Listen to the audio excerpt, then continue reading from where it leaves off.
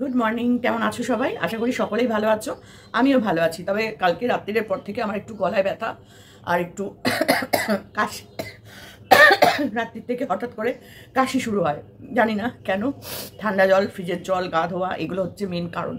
আর গরম পড়েছে না, গরম পড়লে আমার একটাই স্বভাব, কী বলতো, বারবার বাথরুমে যাই। আর সবসময় তো আর এসির মধ্যে বসে থাকা যায় না। যখন এই গরম থেকে গরম মানে গাটা নিয়ে গাটা নিয়ে আবার গিয়ে এসির মধ্যে বসছি, আবার এসি থেকে বেরিয়ে গরমের মধ্যে আসছি, এই করে করে আরও ঠান্ডাটা লেগে গেছে আমার। তো বেশ গলাটা ব্যথা হয়েছে। দেখো, এক কাপ চা নিয়ে বসেছি সকাল সকাল তোমাদের সঙ্গে গল্প করতে। গল্প করার মতো মন মানসিকতা কি আর আছে? নেই। কারণ যাদেরকে ভালোবাসি না, তারা যখন কষ্ট দেয়, সেই কষ্টটা সত্যি মন থেকে এখানে এসে লাগে, এখানটা এসে লাগে। তো সেই পুরনো কথাগুলো আজকে গীতাদির কথা শুনে মনে পড়ে গেল। সত্যি বলছি, আমি আবার একটু বেশি ইমোশনাল, চোখে জল এসে যায়, কিন্তু চেষ্টা করব জলটাকে সামলে রেখে তোমাদের সাথে কিছু কথা বলার। তো এমএসএলকে নিয়ে কিছু কথা আমার সত্যি বলার ছিল, অনেকদিন ধরে ভেবেছিলাম বলবো, কিন্তু আজকে যখন গীতাদি সত্যিটা সামনে নিয়ে এলো, তখন আমার বলতে কোনো অসুবিধা নেই। ভেবেছিলাম বলবো না। কালকেও আমি আমার যারা প্রতিদিন আমার দর্শক থাকে, যারা রোজ রাত্রিবেলা আমার সাথে লাইভে গল্প করে, তাদের সামনে কিছু কথা বলছিলাম যে না, আমি কিছু বলবো না। কিন্তু না, গীতাদি যখন সত্যিটা তুলে দিয়েছে, তখন আমার না বলার মতো কিছু নেই। কারণ আমার থেকে অনেক বেশি মানুষ গীতাদির ভিডিওটা দেখে। আমি ভীষণ ভীষণ খুশি হয়েছি আজকে গীতাদি সত্যি কথাটা সবার সামনে এরকমভাবে অকপটে বলেছে বলে। গীতাদি, তার জন্য তোমাকে অসংখ্য অসংখ্য ধন্যবাদ। দেখেছো, কথা বলতে পারছি না আমি, এত আমার গলায় ব্যথা। ঠান্ডা লেগে গেছে হঠাৎ করে, তার সাথে মাথার যন্ত্রণাও হচ্ছে, এগুলো সব ব্যথা করছে। তো যাই হোক, সেটা আমার শরীরের ব্যাপার, সেটা আর বলে কী করবো বলো। যার কষ্ট তাকেই ভোগ করতে হয়। তো সেই কষ্ট আমার কাছে, যখন আমি প্রথম ইউটিউবে আসি, তখন আমি আমার মেয়ের বাড়ি থেকে ইউটিউবটা শুরু করেছিলাম। আমার মেয়েদেরকে বারবার বলতাম, কর না, কি সুন্দর কণিকা ভিডিও করে, কি সুন্দর মৌ ভিডিও করে, কি সুন্দর মন্দিরা ভিডিও করে, কি সুন্দর টিনা ভিডিও করে। মানে ব্লগারদের ভিডিওই তখন দেখতাম। কলকাতা ক্যানভাস, তার সাথে একটা বড় নাম হচ্ছে কলকাতা ক্যানভাস, আমার ঘরের মানুষ। হয়তো আমি এখন অনেক দূরের আত্মীয় তার কাছে, কিন্তু ও আমার মনের কাছে সারা জীবন ছিল, থাকবে। ভুল বোঝাবুঝি, অশান্তি, ঠোকাঠুকি এক সংসারে থাকতে গেলে হয়। আমি ক্ষমা করে দিয়েছি।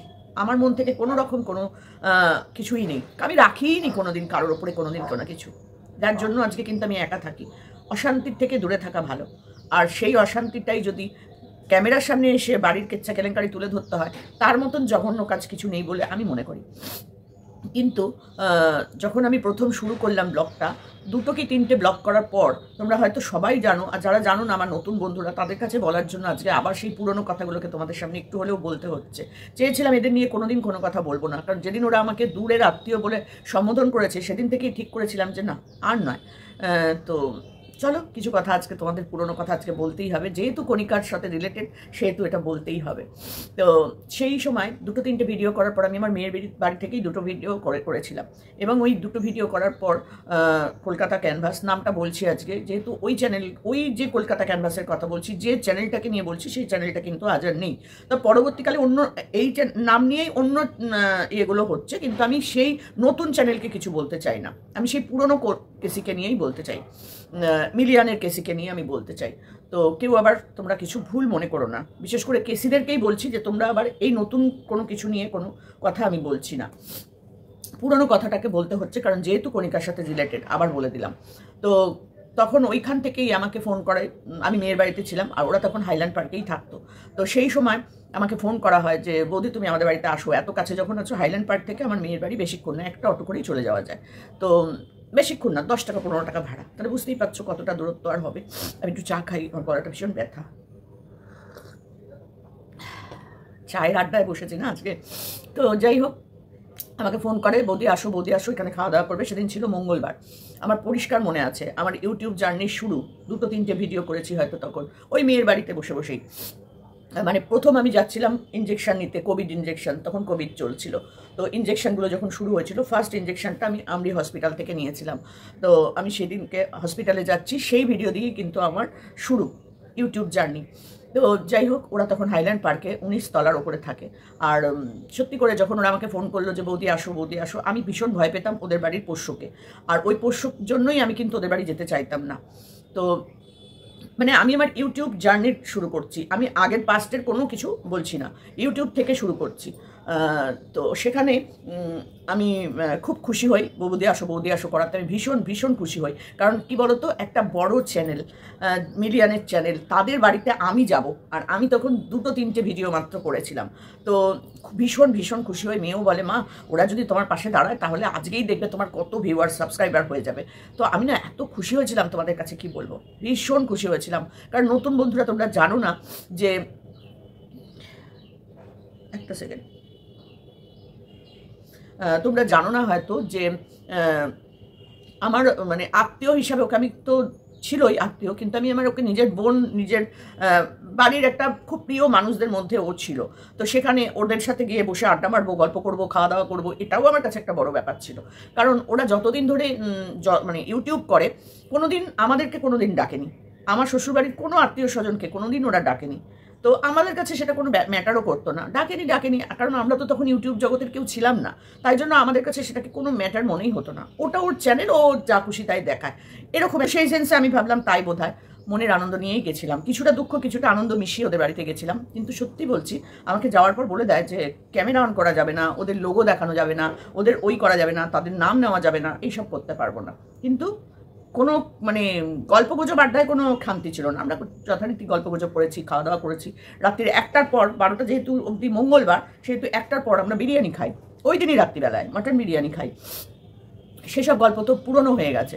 তো এরপরে সকালবেলায় প্রচুর বৃষ্টি, সারা রাত বৃষ্টি হয়, প্রচুর বৃষ্টি হয়, কারেন্ট চলে যায়। তো আমি বারান্দায় 19 তলার উপরে থাকতো বলে বারান্দা থেকে দাঁড়িয়ে আমি একটু বাইরের ভিডিওগুলো করছিলাম, যে এত ওপরের তলায় দেখো নিচে কীরকম লাগছে, আকাশটা মনে হচ্ছে কাছে, এরকম কিন্তু আমার ভিডিওটা ছিল, যে বাইরেটা দেখাচ্ছি, আমি আমার আত্মীয়র বাড়িতে এসেছি, এখান থেকে দেখো তোমাদের কত সুন্দর দেখাচ্ছে, এরকম করে আমি ভিডিওটা করছিলাম। এটা আমি পারমিশন নিয়ে করেছিলাম। এটাও আমি পারমিশন নিয়েছিলাম যে বাইরেটা দেখাতে পারি, এত উপর থেকে নিচটা এত সুন্দর লাগছে। আচ্ছা হ্যাঁ হ্যাঁ, তুমি এটা করো, কোনো অসুবিধা নেই। জাস্ট আমি এটা করছিলাম। দুপুরে আমাকে না খাইয়ে ওরা ছাড়েনি। তো যথারীতি ওরা আমাকে নিয়ে একটা ভিডিও করে। পরের দিন কিন্তু আমাকে নিয়ে ভিডিও করে যে বৌদি আমাদের বাড়িতে এসেছে, আমরা একসাথে খাওয়া দাওয়া করলাম, কাল রাত্রিরে অনেক গল্প গুজব। আমি কিন্তু খুব হাসি মুখে ওদের সেই ভিডিওটার মধ্যে ছিলাম। আজ সেই ভিডিওগুলো নেই, তা তো হাসি মুখে আমি তাদের ভিডিওতে থাকি, কিন্তু আমি কিন্তু ওদের নিয়ে করতে পারিনি তখনও পর্যন্ত। তো যাই হোক, তারপর অনেকক্ষণ বাদে আমি যখন বাইরে ভিডিও করছি, তখন আমাকে এসে বলে যে এরকম তুমি একটু হলেও করো, আর বলবে আত্মীয়র বাড়িতে এসছো বেড়াতে, এটাই, কিন্তু আমাদের নাম আর আমাদের লোগো এই দুটো ব্যবহার করবে না, চ্যানেলের নাম। ছবিটা তো দেখলেই মানুষ বুঝতে পারবে, তাই না? তো তখন আমি বললাম যে ঠিক আছে, এসছি যখন, এইটুকু তো ভিডিও করি, তাহলে তো অ্যাটলিস্ট মানুষ দেখবে যে না আমি ওদের বাড়িতে এসেছি, ওরা আমার আত্মীয়, আর ওদের বাড়িতে আমি এসেছি, এটাই আমার কাছে অনেক, হয়তো এটাতে আমার অনেক ভিউজ হবে। তো আমি না সেই ওদের কথা শুনে খানিকটা ভিডিও করি। তোমরা সেই ভিডিওটা এখনও আমার চ্যানেলে আছে, দেখে নেবে তাদের এক্সপ্রেশনটা, যে একটা মানুষ মানে ইচ্ছার বিরুদ্ধে গিয়ে মনে হচ্ছে যেন আমার চ্যানেলের মধ্যে আমার ক্যামেরার সামনে এসে বসেছে। তো সেটা তো আমি চাইনি, চেয়েছি কি, চাইনি। তো এই গল্পটা আর এর থেকে বেশি আমি বাড়াবো না, এখানেই কিন্তু আমি শেষ করে দিলাম। এরপরে আমি ওদের ভিডিও দেখি, কমেন্ট করি, লাইক মানে একটা করে ইয়ে দিই, লাভ রিয়াক্ট, মানে ভালো লাগলে যেটা করে আর কি, ওই সব করি। তারপর থেকে ওরা আমার ভিডিওতে কোনো কমেন্ট করতো না। আমি যবে থেকেই শুরু করেছি, কোনোদিন ওরা কমেন্ট করেনি আমার ভিডিওতে, কোনোদিন একটা লাভ রিয়াক্টও দেয়নি, কোনো কিছু করতো না আমার সাথে। তো আমি ফোন করতাম, ফোনটাও ধরতো না, আমি বুঝতে পারিনি কি কারণটা। তো তার মাঝে একদিন আমি এই মি অ্যান্ড মাই ডটার ওদের বাড়িতে যাই, কারণ ওরা আমার বাড়ির সামনেই থাকে, ওরা কেসি একই ফ্ল্যাটে থাকতো, আমার জানলা দিয়েই তাদের ফ্ল্যাটটা দেখা যায়। তো আমি ওদের বাড়িতে যাই। তো তার আগে ওদের বাড়িতে আমি এদের সম্পর্কে অনেক নিন্দা শুনি, অনেক নিন্দা, যে নিন্দাগুলো আমি এখানে বলতে চাই না, প্রচুর নিন্দা শুনি। তো সেই নিন্দা শোনার পর আমার খারাপও লাগেনি, ভালোও লাগেনি, কারণ এটা তাদের পার্সোনাল ব্যাপার, কারণ তাদের মধ্যে তখন আমরা ছিলাম না, জানিও না, সেজন্য একতরফা ওদের মুখ থেকেই শুনে এসেছিলাম। কিন্তু দেখো, সে আমার পাড়ার মানুষ, আজকে এই কথাগুলো কেন বলছি, কণিকার রিলেটেড বলে। কণিকা যেহেতু আজকে মন্দিরাকে, মৌকে এইখানটায় নিয়ে আসছে, তো সেখানে দাঁড়িয়ে আমারও কিছু কথা বলার থেকে যায়, তাই না? তো সেখানে আমি কণিকা বলছি, তখন আমি ওদের বাড়ি যাই বলে আমাকে নিয়ে তার 2 দিন বাদেই আমাকে নিয়ে একটা ভিডিও নামিয়ে দেয় এই কেসি, যেখানে 1 লাখের ওপর ভিউজ হয়, যে আমি খুব খারাপ হয়ে গেলাম সেখানে। কিন্তু আমার কোনো দোষ ছিল না, আমি একদম নির্দোষ ছিলাম। আর ওদের বাড়িতে গিয়েছিলাম কারণ আমি তো এখনও জানো তোমরা যে আমি সব কিছু পারি না ঠিক মতন। তো তখন আমার একটা কি প্রবলেম ছিল, তখন আমি ওদের একটা ভিডিওর নিচে কমেন্ট করেছিলাম যে তুমি কি একটু আমাকে এটা দেখিয়ে দেবে। তখন বলছে হ্যাঁ বৌদি আসো, তোমাকে কেন দেখিয়ে দেবো না। তখন এখানে কে করে, কে কার সেগুলো কিন্তু আমি জানতাম না। ইউটিউব করে শুধু জানি ওরাই। তো সেই হিসেবে আমি বললাম আমাকে একটু দেখিয়ে দেবে। তখন বললো হ্যাঁ হ্যাঁ তুমি এসো, আমার মেয়ে আছে কঙ্কনা, অঞ্জনা আর কঙ্কনা। কঙ্কনা তোমাকে দেখিয়ে দেবে, বৌদি এসো। তো আমি গেলাম, গিয়ে ওই একটা কী যেন ছিল, আমার মনে পড়ছে না এখন, তো সেটা আমাকে ও দেখিয়ে দেয়। কিন্তু আমি ক্যামেরা খুলিনি। আজও মিথ্যে কথা বলবো না, সেদিনকে কিন্তু আমাকে অঞ্জনাই বলে, বৌদি তুমি এতক্ষণ এলে একটা ভিডিও করলে না তো। আমি কিন্তু গল্পই করে গেছি ওদের সাথে, আমি কিন্তু ক্যামেরা খুলিনি, কারণ পূর্ব অভিজ্ঞতা আমাকে ভীষণভাবে কষ্ট দিয়েছিল, সেজন্য আমি কিন্তু ক্যামেরা খুলিনি। আর তারপরেই যখন আমি প্রায় চলে আসবো, চা খাওয়া অলরেডি কমপ্লিট, তখন আমাকে বলছে, বৌদি তুমি এতক্ষণ এলে আমার বাড়িতে, তুমি ভিডিও করলে না তো। তখন আমি বললাম করবো। তখন বলছে, হ্যাঁ কেন করবে না, তুমি এসেছো, আমরা এতক্ষণ ধরে গল্প করলাম, তুমি ক্যামেরা খুলছো না দেখে আমিও কিছু বলছি না, তাই আমি তোমায় জিজ্ঞেস করলাম তুমি করলে না। আমি বললাম হ্যাঁ গো, আমার ইচ্ছা থাকলেও আমি করিনি। তখন বলছে যে না না, করতে পারো তুমি, আমাদের সাথে আমরা একটা গল্প করছি, এটা তুমি করতেই পারো, আমাদের বাড়ি এসেছো, না করার কি আছে। খুব ভালো মনে, বিশ্বাস করো, না কোনো কন্ট্রোভার্সি, না মানে পিএনপিসি, না কোনো নোংরামো, কোনো কিছু কিন্তু আমরা করিনি, কোনো কিছুই কিন্তু আমরা করিনি। তারপরেও আমাকে শুনতে হয়েছে অনেক কথা, কারণ ওর শত্রু ছিল তখন এই কঙ্কনা অঞ্জনা, মানে মি অ্যান্ড মাই ডটার। এই এতটা গল্প বলার একটাই কারণ হচ্ছে, আমিও ঠিক এই জিনিসটা যেটা আজকে মন্দিরা যে জায়গাটা এসেছে, মৌ যে জায়গাটা এসেছে, আজকে কিন্তু আমিও ঠিক সেই জায়গাটায় শুরু থেকেই ছিলাম।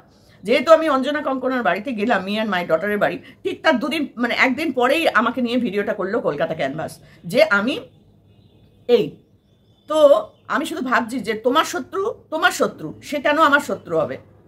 আমার শত্রু কখনোই সে হতে পারে না। হয় কি, সে আমরা এক পাড়াতে থাকি, এক জায়গায় গল্প করছি, দেখা হলে কথা বলছি, তার সাথে তোমার সাথে ঝগড়া হচ্ছে বলে আমি কেন মুখ ঘুরিয়ে নিয়ে চলে যাব। এটা আমি কোনোদিন করিনি কারোর সাথে, কোনোদিনও করিনি। আমার মেয়েদেরও কোনোদিন শেখায়নি যে আমার সাথে দেখ, এর সাথে না আমি কথা বলি না, তোরাও কথা বলবি না। এটাও কিন্তু আমি কোনোদিন আমার মেয়েদের শেখাইনি। আমার মেয়েরা যাদের সাথে মনে হয় কথা বলার বলে, যাদের সাথে মনে হয় না কথা বলার বলে না। আমি কোনোদিন তাদেরকে কোনো শিক্ষা দিইনি এরকম, কোনোদিনও না। তো সেখানে দাঁড়িয়ে আমি ভীষণ কষ্ট পেয়েছিলাম ওই ভিডিওটা, ভীষণ, যেখানে আমার বাড়ির প্রত্যেকটা আত্মীয় স্বজনের নাম বলা হয়েছিল, আমার দেওর, ননদ, যা, প্রত্যেকের নাম করে করে ভিডিও করেছিল। আমি কিন্তু এসব করিনি, আমি শুধু চ্যানেল সংক্রান্ত গল্প যেটুকুনি কথা সেটুকুনি তুলে ধরেছিলাম, আদার্স কিচ্ছু না, না পারিবারিক, না কোনো অন্য কোনো গল্প, না নাথিং, কিচ্ছু করিনি। কারণ আমি তো পরিবার বিক্রি করতে আসিনি, আমি তো ইউটিউব নিয়ে কথা বলতে এসেছি, ইউটিউবের সাথে যা হয়েছে সেটুকুই বলেছিলাম। কিন্তু সেখানে আমার পরিবারের প্রত্যেকটা মানুষকে নাম ধরে ধরে ভিডিও করেছিল এই কেসি। আমি সেই দিনগুলো না আজও ভুলিনি, আজও না। তারপরেও আমি অনেক দিন দেখেছি ওদের ভিডিও, দেখতাম, এখন আর দেখি না। তো সেই সময় একটা ভিডিও দেখে আমার খুব খারাপ লেগেছিল, তো সেখানে আমি বলেছিলাম যে যা হয়েছে হয়েছে, মিটিয়ে নে, ক্ষমা করে দিস আমাকে। এই মানে ভুল তো মানুষ মাত্রই হয়, আমি কিন্তু ওর থেকে বড়, মানে বয়সে, সম্মানে ছোট কিন্তু বয়সে বড়, পিসি শাশুড়ি আমার। সেইটা নিয়ে আমাকে যেভাবে অপমান করেছিল না প্রত্যেকটা মানুষের কাছে, আমি কিন্তু ভুলিনি আজ পর্যন্ত, বিশ্বাস করো। আর তখন আমি জানতাম না ওই ডাউনলোড করে রাখা, এই করে রাখা, সেই করে রাখা, আমি করিনি। সব ভিডিও আমাকে নিয়ে করা ডিলিট করে দিয়েছে, কিন্তু ওই ভিডিওটা করেনি যেখানে আমাকে ছোট করেছে, সেই ভিডিওটা কিন্তু ডিলিট করেনি। আজ সেই চ্যানেলটাই নেই, ভগবান আছে ওপরে, আমার চোখের জলের দামটা ভগবান মিটিয়ে দিয়েছে, কারণ আমি কোনো অন্যায় করিনি। আমি যদি অন্যায় করতাম তাহলে আমি শাস্তি পেতাম। আমার চ্যানেলটা আজকে এত ছোট, সামান্য 20,000-এর চ্যানেল, কিন্তু সবটাই আমার পরিশ্রমে। আমাকে কেউ কমিউনিটিতে দিয়ে তুলে দেয়নি, আমাকে কেউ পাশে দাঁড়িয়ে বলেনি যে এটা আমার বৌদি বা এটা আমার আত্মীয় বা একে একটু তোমরা সাপোর্ট করো, না, কেউ করেনি, কেউ না। তো সেখানে দাঁড়িয়ে যখন আমার সাথে এই ব্যবহারটা করেছিল না, আমি কেঁদেছিলাম, দিন রাত্রির কেঁদেছিলাম। ঠিক সেরকমই কষ্ট পেয়েছিলাম এই কলকাতা ক্যানভাসের মতনই কষ্টটা, আরেকটা কষ্ট আমি পেয়েছি, সেটা হচ্ছে কণিকার থেকে। আজকে কণিকাকে এত ভালোবাসি তোমরা জানো না, প্রচণ্ড ভালোবাসি আমি। তো একটু ইমোশনাল হয়ে যাই আমি, কিছু মনে করো না। তো সেখানে আমি ভুলবশত একটা মানে ভিডিও ওই সুতপার চ্যানেলে পাঠিয়ে ফেলি, সুতপার হোয়াটসঅ্যাপে পাঠিয়ে ফেলি। আর সুতপার হোয়াটসঅ্যাপের ছবিটা, ডিপিটা আমার কাছে ছিল না, কারণ ওই নামটা আমার সেভ করাও ছিল না। শুধু সুতপা ধর রয় নাকি ধর এরকমই একটা কিছু ছিল, কিন্তু একটা ছবি ছিল না। আর আমি সুতপা ধর রয় নয়, সুতপা রয় চৌধুরী এরকমই একটা মানে নামটা ছিল, আমার এই মুহূর্তে মনে পড়ছে না ঠিক। তাকে ভিডিওটা পাঠাতে গিয়ে আমি ওই ভিডিওটা ওই চ্যানেলে ওর ওখানে পাঠিয়ে ফেলি, ঠিক আছে। আর পাঠিয়ে দিয়েই আমি যখন দেখি তখনই আমি ওটা ডিলিট করে দিই, কারণ ওখানে কোনো হোয়াটসঅ্যাপের কোনো অন্য কোনো লেখা ছিল না। আর আমি যাকে পাঠাতাম তার সাথে আমার প্রচুর কথা ছিল ওখানে। তো আমি যখন পোস্ট করার পরেই যখন দেখছি, তখন দেখছি মা কোথায় পাঠালাম, এটা তো নয়। সাথে সাথে আমি সেকেন্ডের মধ্যে ডিলিট করে দিই, মানে একটা সেকেন্ড টাইমের মধ্যে আমি ডিলিট করে দিই। তারপরেই 2-3 মিনিটের মধ্যেই ওখানে কমেন্ট সুতপা করতে শুরু করে যে পোস্ট করে ডিলিট করলে কেন। তো তখন না আমি দেখার পরে আবার লিখছে আমি কিন্তু দেখে ফেলেছি। তো তো এখন আমি লিখলাম যে না, এটা তোমাকে, আমার আজও আছে সেগুলো। তো আমি তখন বললাম যে আমি তোমাকে পাঠাতে যাইনি, এটা অন্যকে পাঠাতে গিয়ে তোমার কাছে চলে গেছে। তো বলছে পাঠিয়ে যখন ফেলেছো ডিলিট করলে কেন? আমি ডিলিট করলেও দেখতে পাই এই ওই সেই, তুমি কেমন আছো, তোমার এই ওই সেই। তখন আমি দুটো একটা কথা বলি, আমি পারি না কোনো মানুষের সাথে অসভ্যের মতো ব্যবহার করতে। সেই হিসেবে ও যখন কথা বলেছে, আমি দুটো একটা কথার উত্তর দিয়েছি। ও সেই কথাগুলোকে নিয়ে এই শয়তান, কেন ওকে আমি সহ্য করতে পারি না, তার একটাই কারণ, কিন্তু ওর এই শয়তানি বুদ্ধি। সব সময় মানুষকে ছোট করার মতন বুদ্ধি ওর মাথার মধ্যে ঘুরে বেড়ায়। এই সুতপার কথা বলছি আমি, নাম নিয়েই আজকে বললাম। তো দেখো চাটা ঠান্ডা হয়ে গেল।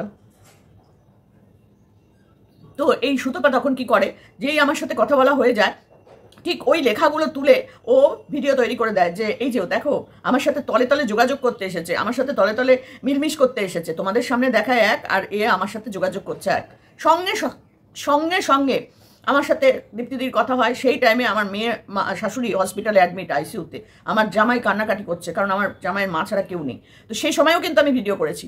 তো সেইখানে দাঁড়িয়ে এখান থেকে বৃষ্টির মধ্যে আমি যাচ্ছি, আর ওই দিনই সকালবেলায় এই মেসেজটা আমি পাঠিয়েছিলাম। সেদিনও ঝমঝমে বৃষ্টি। আমি এখান থেকে তাড়াহুড়ো করছি যে আমি ওই ট্রেনটা ধরে মেয়ের বাড়ি যাব, গিয়ে আমি হসপিটালে যাব। তার মধ্যেই এই কাণ্ডগুলো চলছে। আর আমি যখন হসপিটালের মধ্যে বসে, সেই সময় দীপ্তিদি ফোন করে। দীপ্তিদিকে আমি বলি যে দেখো এটা আমি করিনি, এটা ভুলবশত হয়ে গেছে, আর আমি হসপিটালে আছি, আমি বাড়ি গিয়ে তোমাকে সব বলবো, তুমি বিশ্বাস করো আমি এই কাজটা করিনি। তখন বলছে হ্যাঁ তুমি এরকমভাবে করছো, তুমি ওই করছো সেই করছো, নাম বলো কার চ্যানেল থেকে দিতে গেছো, তার চ্যানেলটা দাও। এটা কি সম্ভব? আমি যাকে পাঠিয়েছি তার সমস্ত কিছু ডিটেলস আমি দিয়ে দেবো? এটা সম্ভব কোনোদিন? তারপরে অনেকেই আমাকে ফোন করে, কণিকাদের যারা লিগাল অ্যাডভাইজার হিসাবে ভিডিও করছে, বা মানে তাদের লাইভে এসে সুতপাকে নিয়ে যে সমস্ত কথাগুলো, লিগাল কথাবার্তাগুলো বলছে, রিনি থেকে আরম্ভ করে আরও অনেকেই তখন এই ব্যাপারটা নিয়ে আমাকে বলতে শুরু করে। তো ঠিক তার কিছুক্ষণের মধ্যেই রিম্পা আর দীপ্তিদি ভিডিও নামিয়ে দেয় আমাকে নিয়ে। ওরা একবার ভাবে না যে যাকে নিয়ে সমাধি এত বাজে বাজে কথা বলে, মানে এগেনস্টে ভিডিও করে, সে সমাধিকে নিয়ে একটা ভিডিও করে দেওয়া কি যায়? আগে সবটা জানি, একটা দিন ওয়েট করি না, অসুবিধা কোথায়? সমাধি তো একটা ক্রিটিক্যাল প্রবলেমের মধ্যে রয়েছে এই সময়, আইসিইউতে আসুক বসুক, তারপর সবটা জানি, নিশ্চয়ই আমি বলবো, কেন বলবো না? তো সেখানে দাঁড়িয়ে ওরা ঝপাঝপ করে ভিডিও নামিয়ে দেয় যে সমাধি দোগলা, এর আগেও সমাধি এরকম করেছে, এরকমই করে, সমাধি তলে তলে ওর সাথে যোগাযোগ রাখে। কণিকাকে মানে এবার আসি আমি কণিকার জায়গায়, তখন কণিকাকে ওরা বলে কণিকার যে গোপন কথাবার্তা একদম সমাধিকে বলা উচিত নয়, সমাধি তো এর কথাও ওকে বলে দেবে, মানে কণিকার সব গোপন কথা আমি সুতপাকে বলে দেবো। কতটা মন মানসিকতা অন্য রকম হলে মানুষ এই ধরনের কথাবার্তা বলতে পারে। আমার সেদিনকে মনে হয়েছে যে আমি কাদের ভালোবাসলাম, এরা কারা? বিশ্বাস করো আমি 3-4 দিন আমি পুরো অন্যরকম হয়ে গেছিলাম। আমি মানসিক মানে ভেঙে পড়েছিলাম যে এরা কারা এইভাবে ভিডিও করতে পারে। আজকে যখন দেখি, মানে কি বলবো, যখন দেখি না এই সোনাদীপ ভাইয়ের সাথে সবার খাতির, মানে ভিডিও, মাংসের ঝোল খেতে আসার জন্য গল্প, তখন ভাবি যে এরা কোথায়, মানে সাপের গালেও ছ্যাট করে চুমু খেতে পারে, ব্যাঙের গালেও ছ্যাট করে চুমু খেতে পারে। আমার কিন্তু মনে হয়নি যে এদেরকে আমি দোগলা বলে একটা ভিডিও করি, না দীপ্তিদিকে বলছি না কথাটা, কিন্তু রিম্পাকে আজকে বলছি। সেই সময় রিম্পা তোমার কিন্তু এই ভিডিওটা আমাকে নিয়ে করা উচিত হয়নি, আজকে বলছি। আমি খুব কষ্ট পেয়েছিলাম, প্রচুর ভিডিও কমেন্ট আমাকে নিয়ে করা হয়েছে যে সমাধি এইরকমই, সমাধি ওই রকমই। কিছু দর্শক এখনও আমার ভিডিও দেখতে আসে না, আমি ভীষণ কষ্ট পাই। তারা আমাকে সেই রিম্পার কথা শুনে, দীপ্তিদির কথা শুনে আসে না আমার চ্যানেলে ভিডিও দেখতে, এখনও কষ্ট পাই। আমি কোনো অন্যায় করিনি, তখনও বলেছি, আজও বলছি। আর এই কণিকার বাড়িতে যাওয়া নিয়ে আমি যে পরিমাণ অপমানিত হয়েছি, আজ মনে হয় এখনও এই বয়স অবধি আমাকে বোধহয় কেউ এরকমভাবে অপমান করেনি। সীমা থেকে আরম্ভ করে, সঞ্জয় থেকে আরম্ভ করে, দেবাঞ্জনা বলে না কি, দীপাঞ্জনা বলে একটা মেয়ে ছিল, চোখ বড় বড়, ফর্সা মতন, মোটা সোটা, সে তো গালাগালি খিস্তি দিয়ে ভিডিও করেছে। কে করেনি আমাকে নিয়ে ভিডিও? কে করেনি? ওই গ্রুপের প্রত্যেকটা মানুষ আমাকে নিয়ে ভিডিও করেছে, প্রতিটা মানুষ। মুন থেকে আরম্ভ করে, তারপরে মুন একটা মনে হয় ভিডিও করেছিল, তারপরে মিলিও পর্যন্ত একটা ভিডিও করেছিল আমাকে, তারপরে তো আছে বিশাখার মা, কি নোংরা ভিডিও করেছিল। পরে সবাই আমার কাছে সরি চেয়েছে, কিন্তু সেই দিনগুলো তো আমি ভুলিনি না। তো সেই ভিডিওগুলো দেখার পর মানে আমি বললাম না, পাগল হয়ে গেছিলাম, প্রায় মানসিকভাবে অসুস্থ হয়ে পড়েছিলাম। তো যাই হোক, সেই দিনগুলো আমি ভুলে গেছি, ভুলে যেতে চাই। মানুষ তো ভুল বোঝেই, ভুল হয়। তারপরেও আমি সবাইকে বলেছি যে দেখো আমি এই কাজটা করিনি, আমি লাইভ করে বলেছি। অনেকে ভেবেছে সত্যি, অনেকে ভেবেছে না সমাধি মিথ্যে, মানে ঠিক মানে কথাই বলছে। যারা সত্যি ভেবেছে তারা অনেকে আসে, যারা আমি আর কাউকে রিকোয়েস্ট করিনি, অনেক করেছিলাম যে তোমরা আমার ভিডিও দেখতে এসো, তোমরা কেন চলে গেলে, বিশ্বাস করো আমি এগুলো করিনি। তো তারপরেও এখনো পর্যন্ত আমি কিন্তু আমার জায়গার পরিবর্তন করিনি, ভিডিওর পরিবর্তন করিনি, বা ওকে সোনা বনু বলেও কোনোদিন ডাকি না। সোনা বোন বা সোনা বা আয় আমার বাড়ি, আয় আমি তোর লাল ঝোল খাওয়াবো, তোর বাড়ি আমি যাই বা কিছু, এইসব মাথার মধ্যেও আমি আনি না। যতটা ঘেন্না আগে করতাম তার 3 গুণ ঘেন্না করি ওই দিনকার পর থেকে, তার ততদিন ঘেন্না করি আমি ওই দিনকার পর থেকে। কারণ এত মানুষের ভালোবাসা নষ্ট করেছিলাম কিন্তু আমি শুধু এই মানুষটার জন্য। আমি কিন্তু কোনো খারাপ কিছু করিনি। ওর এগেনস্টে ভিডিও করতে শুরু করেছিলাম কখন? এই কণিকার জন্যই। এই কণিকাকে নিয়ে যখন তার মাতৃত্ব নিয়ে কথা বলেছিল, নেশনকে জানাতে গেছিল, এই কণিকার জন্য আমি গীতাদি আমরা কিন্তু ওর বাড়িতে ওর জন্মদিনে গেছিলাম, তোমরা প্রত্যেকে জানো। আর জয়িতা, আজকে আমরা 3 জনেই ওর কাছে খারাপ। ও কোনো মানুষকে আজ পর্যন্ত ভালোবাসতে পারেনি, কাউকে না। তো সেই 3 জন আমরা আজকে খারাপ। আর আমি আর গীতাদি আমরা দুজন কণিকাকে সাপোর্ট করে ওকে আমরা বলেছিলাম, ওর এগেনস্টে ভিডিও করেছিলাম। কারণ একটা মেয়ের মাতৃত্ব নিয়ে কথা বলেছে, যেখানে তার সন্তানটা আছে বেঁচে, ওর সন্তান নেই, আমরা কিন্তু ওকে বাজা বলে কখনো দুঃখ দিতে চাইনি। কিন্তু ও দিনের পর দিন আমাদেরকে নোংরা নোংরা কথা বলেছে, সাথে আমাদের মেয়েদেরকে, জামাইদেরকে, এমনকি আমার ছোট্ট নাতনিটাকে বলতে পর্যন্ত বাদ দেয়নি। শুধু কণিকাকে সাপোর্ট করেছি বলে আমরা এগুলোকে নিয়ে মাথাও ঘামাইনি কোনোদিনও। কিন্তু প্রত্যেকে আমাকে ছিঁড়ে খেয়েছে। গীতাদিকে আমাকে ছিঁড়ে খেয়েছে। কেন? এই কণিকাকে সাপোর্ট করার জন্য। ওকে সাপোর্ট না করে আমরা কণিকাকে সাপোর্ট করেছি। আমাকে বলেছে আমার হাজবেন্ড, আমি এতটাই খারাপ যে আমার হাজবেন্ড সুইসাইড করে নিয়েছে, এটাও আমাকে শুনতে হয়েছে। তারপরে শুনেছি যে আমার ভুলে গেলাম কথাটা, লুঙ্গি দাদা কৌশিক ওইটুকু একটা বাচ্চা ছেলেকে নিয়ে তার মাকে নিয়ে বলতো, কণিকার শাশুড়িকে নিয়ে বলছে, তার সাথে সাথে আমাকে নিয়ে বলেছে। আজকে লুঙ্গি বুড়ি, মরকট বুড়ি, এই বুড়ি, আলকাতরা বুড়ি, যা নাম সব ওদের দেওয়া। আমার মনে আছে যখন সীমার সাথে সরাসরি দেখা হলো সন্দীপদের বাড়িতে, সীমাকে আমি বলেছিলাম এই যে লুঙ্গি বুড়ির সাথে আজকে, মানে আমি তো লুঙ্গি বুড়ির খুব ইচ্ছা ছিল তোমাকে দেখার, আজকে তোমাকে দেখলাম। জাস্ট সীমাকে দেখার খুব ইচ্ছা ছিল, আজকে দেখলাম। তার মধ্যে ও সমাধি তুমি এরকম বলো না, আমাকে বলছে তুমি এরকম বলো না, ওই সময় যে হয়েছে তো আমি আর কি মেরে বলেছো। কিন্তু একটা মানুষকে যখন কন্টিনিউয়াসলি কেউ বলে যে ওর বাড়িতে গেছিলাম আমি, ওই লুঙ্গি দাদার সাথে সম্পর্ক, লুঙ্গি দাদা আমার বাড়িতে আসছে, লুঙ্গি দাদার সাথে আমি শুয়ে পড়ছি, লুঙ্গি দাদা আমাকে ঘরের মধ্যে কোলে তুলে নিয়ে ঘুরছে, মানে নোংরা থেকে নোংরাতর কথা এই গ্রুপটা আমাকে নিয়ে বলতো। চরিত্র চচ্চড়ি করে ওরা খেত, একটাও দেখো শান্তিতে নেই, একটাও নেই। তো যাই হোক, আমি তো প্রথম থেকে শুরু আজকের দিন অবধি তোমাদের কাছে সবটাই বললাম। আর এই কণিকা ঠিক সেই মুহূর্তে রিম্পার ভিডিওটা দেখার পর আমার ফোন নাম্বারটা বন্ধ করে দেয়। আমি 25 বার ফোন করি, আমাকে সব জায়গা থেকে ব্লক করে দেয়। কেন? ওর সাথে তো আমার কিছু হয়নি। কেন করেছিল? মেন্টালিটি, তার জন্য। এখনও কিন্তু ওকে আমি ভালোবাসি। আজকেও আমার যদি প্রয়োজন পড়ে, আমাকে যদি একবার ডাকে যে সমাধি একটু এসো, আমি হয়তো মানে দৌড়বো দরকার পড়লে পরে, যে ওর কোনো অসুবিধা হয়েছে, ওর কোনো বিপদ আপদ হয়েছে, আমি দৌড়াবো। কিন্তু আমার জন্য ও আসবে না, একদমই আসবে না। কারণ সেই সময় আমি একটা স্টেপ নেওয়ার জন্য ওদেরকে বারবার করে ফোন করেছিলাম, বারবার করে মামুনিকে ফোন করেছিলাম, বারবার করে। আর আমার মনে আছে সেই সময় আমার ফোন আর আমার ইনস্টাগ্রামে কতজন মেসেজ করেছিল ওদের ঠিকানা জানার জন্য, কারণ আমি ওদের বাড়ি গেছিলাম। আমি কিন্তু সেই দিনগুলো ভুলিনি। তারা কারা কারা সেগুলো এখনও আমি মানে প্রমাণ সহ তুলে দিতে পারি যে তারা কারা কারা।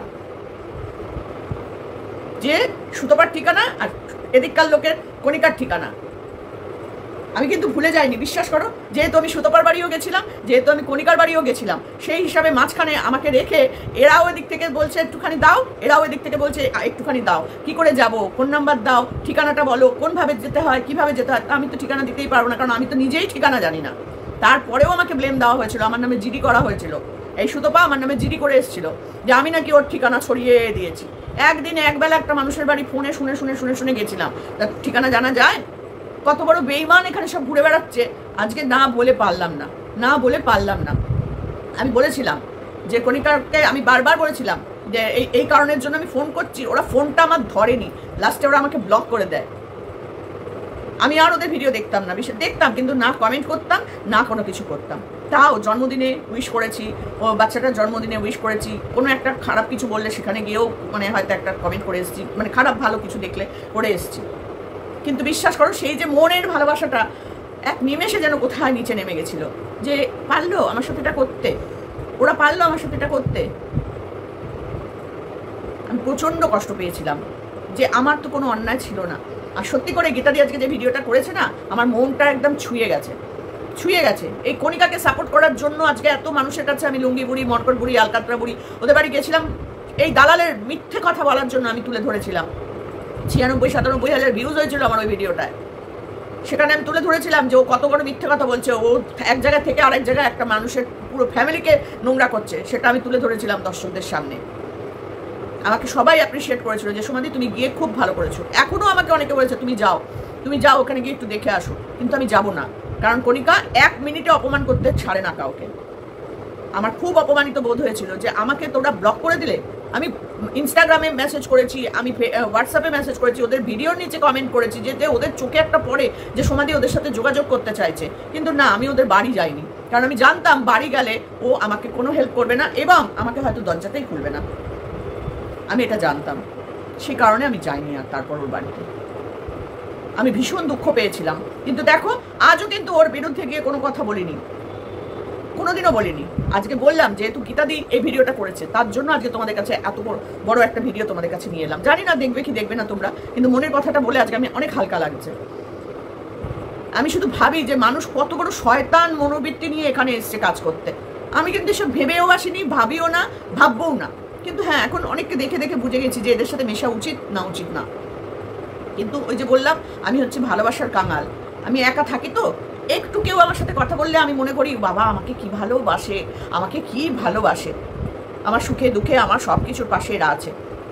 কিন্তু এরা যে ভেতরে ভেতরে এরকম আমি বুঝতে পারি না, আমি মানুষ চিনতেই পারি না। যার জন্য এই যে এত বড় একটা আঘাত খেয়ে বসে আছি। আজকে ইচ্ছা করলেও মুখ ফুটে ডাকতে পারি না, আর হয়তো ডাকবও না কোনোদিন। কারণ আমাকে যখন বিক্রি করে মানুষ, তখন সেটা তো ভালো লাগে না, তাই না? আমাকে যখন কেউ ছোট করে তখন আমার কষ্টটা হয়তো, আমাকে তো কেউ দেখেনি কোনোদিন কাউকে নিয়ে ছোট করে কোনো কথা বলতে। যখন কলকাতা ক্যানভাসকে নিয়ে বলেছিলাম, সেটাও আমার কষ্টের আর অভিমানের কথাই বলেছিলাম। কোনো রকম নোংরা কথা, পারিবারিক কথা, কোনো আতে ঘা লাগা কথা, এরকম কিন্তু কিছু বলিনি। আমার সাথে করার পর আমি করেছিলাম, আগে করিনি। তো সেই দিক থেকে আমি যে কত অপমানিত হয়েছি এখানে এসে, কত আমার চোখের জল আছে, কেউ জানে না। আর গীতাদি কিছুটা জানে, কারণ গীতাদিকে আমি প্রতিটা কথা শেয়ার করি, প্রতিটা কথা। আমি গীতাদির বাড়ি যাই, গীতাদি আমার বাড়ি আসে, আর ফোন সমস্তটাই আমি শেয়ার করেছিলাম। আমি দেখিয়েওছিলাম গীতাদিকে যে দেখো একে পাঠিয়েছিলাম। আজকে গীতাদি কিন্তু সেটা তোমাদের সবার সামনে তুলে ধরলো, কারণ সত্যিটা সত্যিই হয় আর মিথ্যেটা মিথ্যেই থাকে। খুব কষ্ট পেয়েছিলাম রিম্পার ভিডিও, দীপ্তিদির ভিডিও, প্রচুর কষ্ট পেয়েছিলাম। তার সাথে এতগুলো মানুষকে ভালোবাসতাম, ভিউয়ার্সদের কথা বলছি। তারা যখন কমেন্ট করতো না অন্য চ্যানেলে, ওদের চ্যানেলে গিয়ে আমার সম্পর্কে, আমি কাঁদতাম, কিন্তু আমি কখনো অপমান করতাম না কাউকে, কখনো করিনি। তো সেই জন্য বলি যে মানুষ ভালোবাসার যোগ্য মনে হয় সবাই নয়। ভুল জায়গায় আমি হয়তো ভালোবাসি বারবার, কিন্তু বিশ্বাস করো কষ্ট পেলেও আমি তাদেরকে অপমান করি না। তো চলো, আজকে এই ভিডিওটা এটুকুনি বলার ছিল যে এই কণিকাকে সাপোর্ট করে আমি কত মানুষের কাছে নোংরা কথা শুনেছি, নোংরা অপমান মানে নাম নিয়ে আমাকে বলে। আজকে ইউটিউবে আমার কত নাম, সেগুলো একটাও ভালো নয়, সবকটাই ওদের দেওয়ার বাজে নাম কণিকাকে সাপোর্ট করার জন্য। কিন্তু এই কণিকাকে নিয়ে এখনো পর্যন্ত কোনো নোংরা ভিডিও আমি করতে পারবো না, কারণ আমি ভালোবাসি ওকে, ওর বাচ্চাটাকে, উজ্জ্বলকে খুব ভালোবাসি। তো সেখানে দাঁড়িয়ে ওদেরকে নিয়ে কখনো বাজে কথা বলবো না। সোনাকে নিয়ে কথা বলতে পারি 10টা, কিন্তু ওকে বারণ করতে পারি যে এগুলো করো না, এটা করো না, বন্ধ করো, নাটক ধরা পড়ে গেছে, হাসি দেখা হয়ে গেছে, তুমি এগুলো বন্ধ করো, কি করছো, এভাবে আমি ভিডিও করেছি না। চরিত্র তুলে ওর কথা বলার মতো জায়গা আছে, কারণ ওর চরিত্র নিয়ে যখন দালাল কথা বলতো, আমরা দিন রাত্রি তাকে প্রোটেস্ট করে গেছি। কি বলছিস, দালালকে বলেছি কি বলছে ও, দিন রাত্রি ভিডিও করেছি। আর সেই কণিকা জানি না এই ভিডিওটা কণিকা দেখবে কিনা, তবে সত্যি বলছি কণিকা, মনটা যখন ভালোবাসার মানুষের কাছ থেকে আঘাত পায় না, প্রচুর কষ্ট পায়, প্রচুর। তুমি যেমন পাচ্ছ তোমার আত্মীয় স্বজনের থেকে, তোমার বাড়ির লোকজনের থেকে, সেরকমই আমরা তোমাকে বাড়ির লোক হিসাবে কিন্তু অন্যের সাথে ঝগড়া করেছি, যেখানে আমাদের কোনো প্রয়োজন নেই। তুমি তোমার বাড়ির লোকের সাথে ঝগড়া করছো, আমরা কিন্তু এইরকমভাবে ক্যামেরা খুলে অন্যের সাথে ঝগড়া করি, যেখানে আমাদের কোনো প্রয়োজন পড়ে না, তারপরেও করি। কেন না? তোমাকে ভালোবাসি বলে। কিন্তু তুমি সেই ভালোবাসার মূল্যটা আমার ক্ষেত্রে অন্তত দিতে পারো না। এটাই বলার ছিল, আর কিছু বলবো না। মনে অনেক দুঃখ, অনেক কষ্ট, কারণ এই সুতপাকেও কিন্তু আমি ভালোবাসতাম। কারণ সুতপা আমার এগেনস্টে গিয়ে, মানে আমার ফরে দাঁড়িয়ে ওই কলকাতা ক্যানভাসকেই ভিডিও করেছিল প্রথম। আমি কিন্তু চিনতাম না ওকে, আমি কাউকেই চিনতাম না। তো সেখানে সুতপা কিন্তু আমার সাথে নিজেই যোগাযোগ করে এবং নিজেই আমার হয়ে ভিডিও বানায়। সেখান থেকে ওকে আমার ভালো লাগা, যে আমি এই নতুন এসেছি, আমাকে নিয়ে কেউ ভিডিও করছে, আমার তো ভালো লাগবেই, তাই না? সেই হিসাবেই কিন্তু আমার নাতনি তখন মাত্র কয়েকদিনের, তাকে ফেলে এই করোনার মধ্যে এখান থেকে অত দূর আমি দৌড়ে গেছিলাম। আমার মেয়ের সাথে ঝগড়া হয়েছিল আমার তার জন্য, যে এই করোনার মধ্যে তুমি ট্রেনে বাসে করে যাবে, তারপর এসে আবার এই বাচ্চা নিয়ে থাকবে। আমি তো ওকে নিয়েই থাকতাম, ছোটো বাচ্চাটা নিয়ে। তারপরেও আমি সেখান থেকে বেরিয়ে গেছি। তারপর এসে বাড়িতে 2-3 দিন বাড়িতে থেকেছি, বাচ্চাটার কাছে যাইনি, তারপর গেছি। এই স্যাক্রিফাইসগুলো আমাকে করতে হয়েছিল। তারপরেও শুনেছি আমি এই, আমি ওই, আমি তাই। আজকে কত ভিউয়ার্স, বিশ্বাস করো, যখন দেখি দীপ্তিদির চ্যানেলে, রিম্পার চ্যানেলে, আমি নাম ধরেই বলছি আজকে, তারা কমেন্ট করে যায়, সেই একইভাবে তারা কমেন্ট করে যাচ্ছে। আজকে যখন রিম্পা এই বনুর দিদি ভাইয়ের সাথে যোগাযোগ করছে, সোনাদীপ ভাই, তো সেখানে তখন আমার মনে হয় যে সত্যি কি আমি দোগলা? কেমন লাগে বলো দেখি সেগুলো শুনতে। যদিও জানি এরপরে হয়তো আমাকে নিয়ে ভিডিও আসবে, আমার কিছু যায় আসে না, বিশ্বাস করো। কেউ কিছু করলেও আমার আর কিচ্ছু হয় না। আমি জানি আমি এখানে এসেছি একা, আমি আমার মতো ভিডিও করব। আমার যে কজন দর্শক আমাকে দেখবে ভালোবেসে, খারাপ বেসে, আমি তাদের নিয়েই থাকবো। কোনো ক্রিয়েটারকে নিয়ে নতুন করে কারোর কিছু হলেও বলতে যাব না, কাউকে নিয়েও কোনো কথা বলতে যাব না। হ্যাঁ, গীতাদিকে নিয়ে বলবো, কারণ গীতাদিকে আমি প্রচুর রেসপেক্ট করি, প্রচুর ভালোবাসি, মানে একটা নিজের দিদি বোনের মতো একটা সম্পর্ক মনে করি। যদি কোনোদিন গীতাদি আমার সাথে কথা বলা বন্ধও করে দেয় কোনো কারণে, আমি ক্যামেরা খুলে কোনোদিন তাকে নিয়ে কোনো কথা বলতে বসবো না, কোনো দিনও বসবো না। এটা আমি তোমাদের কাছে বলে গেলাম, আজও বললাম, আগেও বলেছি, পরেও বলবো, করবো না। কারণ কিছু মানুষকে নিয়ে না বলা যায় না। আমি করিকাকে নিয়েও আজ পর্যন্ত বলিনি। আজকে যেহেতু গীতাদি তোমাদের কাছে সবটা তুলে ধরেছে, তাই আমি তোমাদের কাছে বলতে বসলাম, না হলে হয়তো এই কথাগুলো আমি তোমাদের কাছে বলতাম না। আমি ফোনের পর ফোন করে গেছি, মেসেজের পর মেসেজ করে গেছি উজ্জ্বল কণিকাকে, ধরেনি। সোনা ধরেছিল 2বার, বলেছিল আমি ওদেরকে বলেছি ওরা ধরলে ধরবে, না ধরলে না ধরবে, আমি কি করব? বন্ধ। অথচ এই মামুনি, সোনা না, মামুনি কিন্তু আমাকে মেসেজ করেছে, আন্টি তুমি একটু বলো। আমি ভুলে যাইনি কাউকে বলিনি। তো মানুষের দিন না আসবেই আসবে, কারণ অকারণে আমার চোখের জলটার মূল্য আমাকে দিতে হবে না, ভগবান দেবে, এই আশায় আমি বসে থাকি, বিশ্বাস করো। আর দিচ্ছেও তো, দেখছি তো চলো, এটুকুনি বলার ছিল। সকালবেলা ভিডিওটা করলাম, গীতাদির ভিডিওটা দেখে সত্যি আমি ইমোশনাল হয়ে গেছি প্রচণ্ড। পুরোনো কথাগুলো আজকে তোমাদের সঙ্গে একটু বলে হালকা লাগছে আমার। চলো।